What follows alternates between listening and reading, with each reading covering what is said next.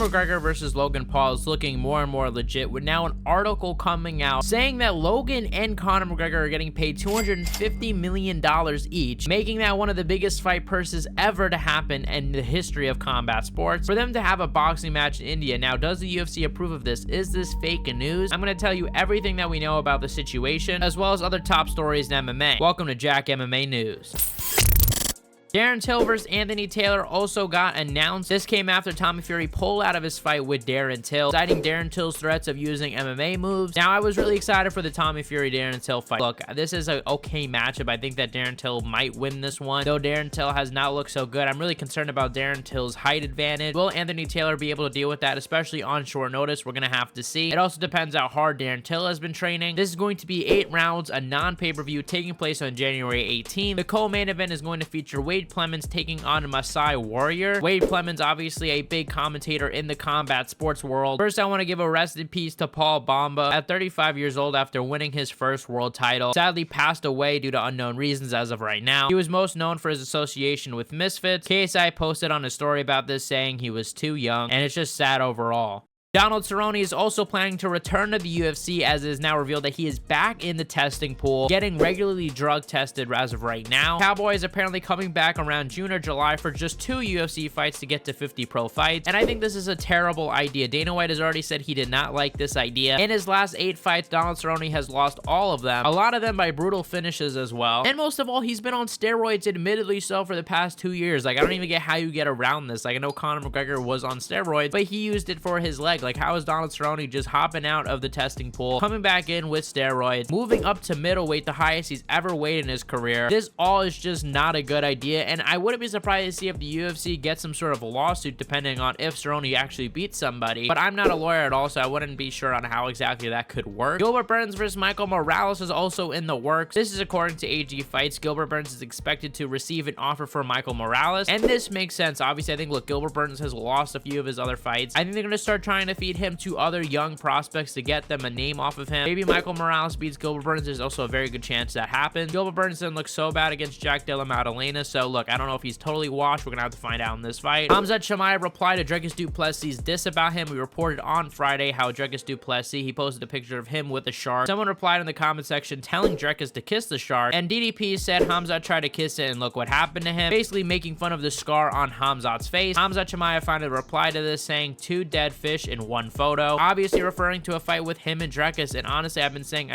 this just makes me wish more and more we got to see Dricus versus Khamzat. That is the fight to make. No offense, Sean Strickland, but yeah, like, that last fight against Paulo Costa was not the greatest. I do think that Sean Strickland versus Dricus du Plessis is a competitive fight. I don't think we know who will win. It's not definitive. It's a close fight, but I'd much rather see the Khamzat matchup against Dricus, if I'm going to be honest. Carlos Prates also revealed that potentially the UFC is going to Brasilia on May 31st. He says that he's hearing rumors of this. This would be the first time that they go there since 2020. Sean Brady also called out Leon Edwards after his grappling match. I want to go to London and I want to fight Leon in his backyard March 22nd.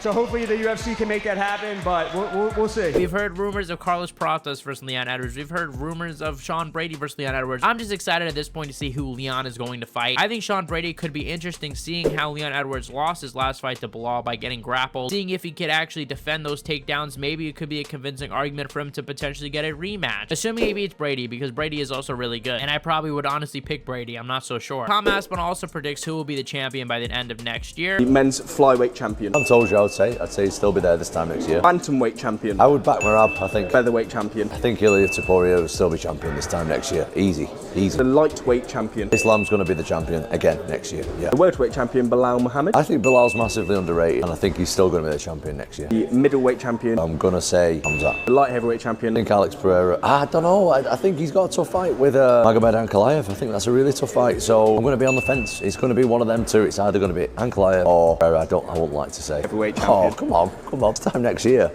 As Ricky Gervais said, could be sitting in this hot seat, yeah.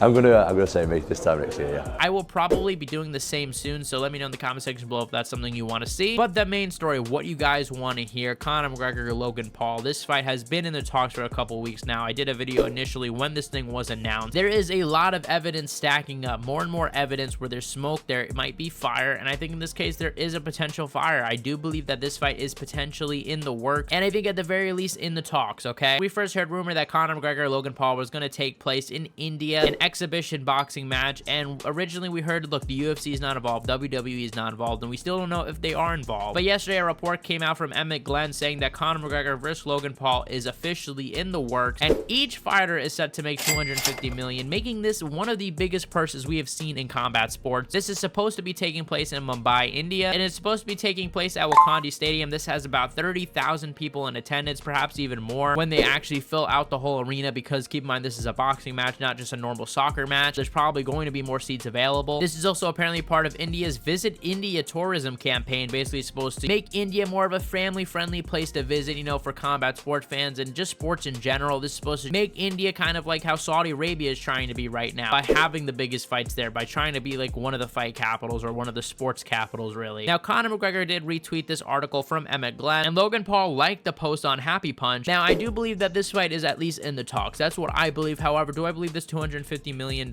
figure? I do not, because I believe this news stemmed from a fake news account from Michael Benson. Now, obviously, Michael Benson is a real reporter, but this is a fake account. This is from a troll account. This tweet was taken at 7 a.m. The article published by Emmett Glenn, I believe, was uploaded around 10 a.m. my time. So that's a 3-hour difference. I believe maybe Emmett Glenn saw this post and just wrote about it on his website, and now this thing is spreading like wildfire. However, does this mean that this fight cannot happen? I don't think so. I think there's a potential this fight could happen, especially if we're talking around those figures of $250 million, which could be true, seeing the Albani family is one of the most wealthiest families in the world, have about $120 billion at their disposal. So yeah, like a $250 million is nothing for them. We could very well see this fight, and it would be huge for India to have a fight of this magnitude there. I've said time and time again, though, personally, I would not be excited for this fight. I'd much rather see Jake versus Conor McGregor. That fight is going to have a lot more heat to it. I think that fight could wind up being one of the biggest fights in recent memory. I think the buildup is going to be unforgettable. The stakes are going to be so high for Conor McGregor and the UFC, as well as Jake Paul. It would be massive for both of their careers, especially seeing that Conor McGregor, I think, would maybe even be an underdog going into that fight. Seeing that Jake has a size advantage, Jake has been boxing, Conor McGregor has been inactive. Conor McGregor is normally a smaller guy. That doesn't mean I wouldn't pick Conor McGregor. I think it would be pretty close odds. There's actually some odds out right now. As you can see, Jake Paul is a -200 favorite against Conor McGregor. Conor McGregor would be a +175 underdog. But in a matchup with Logan, it's tighter odds, with Logan being a -150 favorite and Conor McGregor being a +120 underdog. But let me know, is this a fight that you would want to see, or would you rather see Conor McGregor in the octagon? I personally would rather see him box, because I feel like his heart is more in boxing. If you look at the Dustin Poirier 2 training camp, he was training that whole camp for boxing, for a potential Manny Pacquiao boxing match. I think Conor's heart has not been in MMA for quite a long time. And like I said, I'd rather just see him passionate about something. And I think a fight with him and Jake is good. A fight with him and Logan, though, I would not be in favor of. I don't think Logan is all that good of a boxer. But let me know in the comment section below, what do you guys want to see next from Conor McGregor? Let me know what you guys think of my new setup. More stuff is on the way, guys. Don't worry, I ordered it. It's gonna come within the next few weeks or so. Thank you guys for watching. You guys are the best fan base in MMA. Hit the subscribe button, like, comment, and share, and I'll see you guys in the next one.